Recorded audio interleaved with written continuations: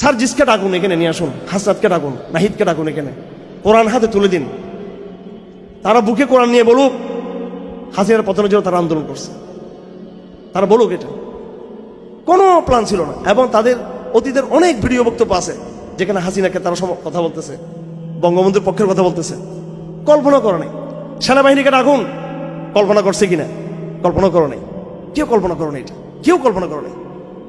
কিন্তু এমন, এবং আপনারা সবাই জানেন যখন হাসিনা যখন আদালতের মাধ্যমে কোর্টের পক্ষে রায় দিয়ে দিল, সবাই আমরা বলছিলাম কিনা যে আন্দোলন শেষ, বলছিলাম কিনা আমরা? এবং আসলেই তারপর আন্দোলন চলার তো কোনো কথাই না। প্রাইভেট বিশ্ববিদ্যালয়ের ছেলেদের কোনো ইন্টারেস্ট আছে? ওরা কি কোটা ভোটার কোনো, ওরা তো প্রাইভেট বিশ্ব, ওরা তো পাবলিক বিশ্ববিদ্যালয়ের ছাত্র না। ওরা কেন নামছে আন্দোলনে? ওরা কেমনে নামলো? তো এগুলো সুবহানাল্লাহ, এগুলো আল্লাহর পক্ষ থেকে। আমি একটা তথ্য আজকে দিতে বাধ্য হচ্ছি। হেফাজতের একজন কেন্দ্রীয় দায়িত্বশীল হিসেবে আমি ইসলাম মন্দির অনেকের সাথে যোগাযোগ করছি। আমি কিন্তু আমার ভাইদেরকে পাইনি। কিন্তু ওনারা আজকে এমপি হওয়ার জন্য স্বপ্নে একবার লালায়িত হয়ে গেছেন ওনারা। এখন আমি বলতে চাই না ভাইদেরকে, আমার ছোট ভাই, বড় আমার সমাবেশ যারা আছেন, কেউ কেউ তখন তারা, কারণ তারা মনে হচ্ছে হারুন একটা পাগলা, এটা মনে হয় এটা আবেগেই ও সরকার তো টিকে যাবে, হাসিনা টিকে যাবে, হাসিনা টিকে যাবে, এরকমটা ফোনের রেসপন্স পায়নি। কিন্তু আল্লাহর এক বন্দাস ক্যান্টনমেন্ট থেকে ফোন দিল এক সেনাবাহিনীর মিডল ক্লাসের বলতে আপনার বুঝেন লেফটেন্যান্ট কর্নেল বা মেজর, এই টাইপের অফিসার। সে তার নাম আমাকে বলে নেই। আমি মনে করছি হাসিনা আমার পিছনে ডিজিএফে লাগাইছে আমার মনে ধরার জন্য। আমি তারা ধরি, কারণ আরো এমন সে পরিচয় দিচ্ছে, আমি ক্যান্টনমেন্ট থেকে বলতেছি পরিচয়, আর ডাইরেক্ট আমার মোবাইলে যেটা রেকর্ড হচ্ছে। আমি তাকে রেসপন্স করি নেই। সে বারবার বলতেছে আপনারা রাজপথে ইয়ে থাকুন, আমরা গুলি চালাবো না, কথা দিচ্ছি। আমি আবার এটা তারা বললাম যে আপনি সরকার পতন করার কি জন্য? ওনার তো অবদানও শেয়ার করা যাবে না।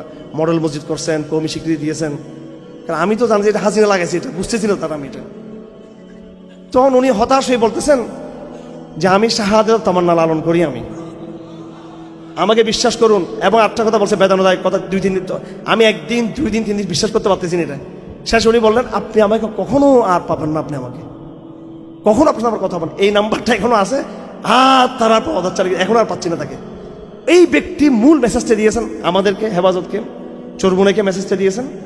উনি নিজে বলেছেন যে আমরা চরমুনাইকে দিয়েছি মেসেজটা, এবং অন্য ইসলামপন্থীদেরকে মেসেজ দেওয়ার চেষ্টা করেছেন, এবং অত্যন্ত আশা নিয়ে আমাকে ফোন করেছেন যে এই গভর্নমেন্ট পড়ে যাবে, আল্লাহর রাস্তায় আপনারা স্থির থাকুন রাজপথে, কারণ আমরা গুলি চালাবো না। আমি বললাম আপনাদের অফিসাররা তো গুলি চালাবে, বলো বন্দুক আমাদের হাতে, আমাদের গুলি চলবে না। এরপরেই কিন্তু সেনাবাহিনী যারা এলিট, ওনারা কিন্তু চেঞ্জ হয়েছেন কাদের কারণে? এই হ্যাঁ, এটা বুঝতে হবে আমার ভাইয়েরা। আমি জিজ্ঞেস করতে চাই, কে কোন সত্তা যে সেনাবাহিনী 17 বছর টিকে ছিল বাংলাদেশে, কিছুই করে নাই, বরং তার হাসিনার পক্ষে ছিল? এই যুবক তরুণদের অন্তরাস ক্যান্টনমেন্টের ভিতরে, যেখানে আমরা বই নিয়ে, সৈয়দ কুতুব বই নিয়ে ক্যান্টনমেন্টে যাওয়া সম্ভব? বলেন, ওখানে কি এই মোটিভেশনাল কোর্স করা সম্ভব? ওখানে কি হারুন এজারের সাথে যোগাযোগ করা কি সম্ভব? জমিসুদ্দুর রহমানের সাথে? তাদের অন্তরে কে ঢেলে দিল যে গুলি আর চালাইও না? কে ঢেলে দিল? এগুলো সার্জিসদেরকে বলুন, আপনারা ডক্টর ইউনূসকে বলুন, এগুলো হাসনাতদেরকে বলুন। এই সেনাবাহিনীর এই অংশটুকু যদি সেদিন যদি ইউটার্ন না নিত, কোনো দিন এই বিপ্লব সফল হওয়ার কোনো স্বপ্ন কেউ দেখাতে পারতো না। এটা আপনি কিভাবে জল কামানের সামনে টিকতেন, কামানের সামনে কিভাবে টিকতেন? এটা যদি ওরা যদি এগ্রেসিভ থাকতো, এটা আল্লাহ তাদের অন্তরকে ফিরিয়ে দিয়েছে এইভাবে। অলরেডি সেনাবাহিনী যাচ্ছিল মুভের দিকে। যাই হোক, আল্লাহর রাস্তা রাখবেন। আল্লাহ পাক ফেরাউনকে ধ্বংস করেছেন। আমি এবার জিদ্দা গিয়েছি, আমি লোহিত সাগর পাড়া দাঁড়িয়েছি, আমার মেয়ের বাসা হচ্ছে জিদ্দায়।